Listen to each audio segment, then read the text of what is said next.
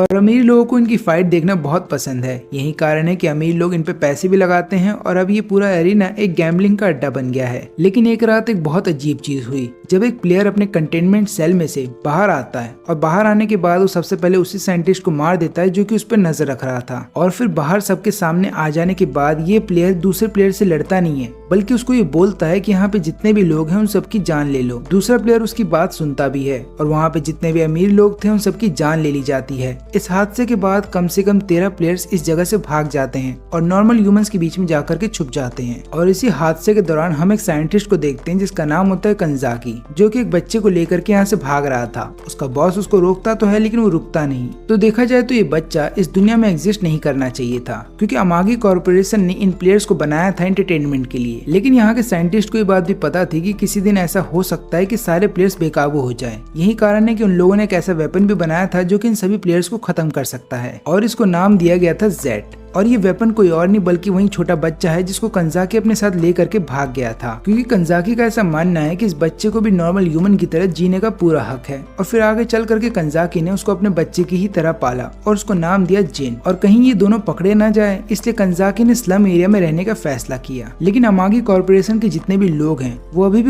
आने के बाद हकीमी का भेजा उड़ा देता है। ये देखने के बाद यहाँ पे जिन अपने नॉर्मल अवतार में आ जाता है और रोने लगता है। लेकिन फिर यहाँ पे मित्सुगाई उसको सच्चाई बताता है और बोलता है कि जो हकीमी तुम्हारे सामने मारी गई है वो रियल हकीमी नहीं है, ये बल्कि उसका एक क्लोन है। और ये हमने इसलिए किया था ताकि हम लोग तुम्हारे इमोशनल चीजों को टेस्ट कर सके। और जो रियल हकीमी है वो अभी जिंदा है, अपना फूड स्टॉल चला रही है, लेकिन उसको कुछ भी नहीं पता कि जिन के साथ क्या हो रहा है। इसके बाद मित्सुगाई अपना इंट्रोडक्शन देता है और यहाँ पे जिन को बताता है कि मैं ही हूँ अमागी कॉर्पोरेशन का चेयरमैन और मैंने ही सभी प्लेयर्स को क्रिएट किया था। और फिर वो यहाँ पे जिन को उसके पास्ट के बारे में भी बताता है। वो बताने लगता है कि जिन एक वेपन के तौर पे बनाया गया था जिसको नाम दिया गया था जेट का, और तुम्हारा काम यही था कि तुम्हें सभी प्लेयर्स को था कि कोई भी उसको नहीं समझता सिवाय जिन के। इसलिए वो जिन के पास वापस आ जाती है और बोलती है कि हम दोनों एक फैमिली स्टार्ट कर सकते हैं और मैं वादा करती हूँ कि मैं तुम्हें कभी छोड़ के नहीं जाऊंगी। और ये सुनने के बाद जिन उसको किस करता है, क्योंकि यहाँ पे जिन भी एक फैमिली स्टार्ट करना चाहता था। लेकिन यहाँ पे सेजी के पास अब हर चीज है। सेजी के पास एक ऐसी आर्मी है प्लेयर्स की जो कि ह्यूमंस के बीच में छुप करके नहीं रहना चाहते, और उसके पास वो पेंडेंट भी है जिसके अंदर रेड स्टोन है।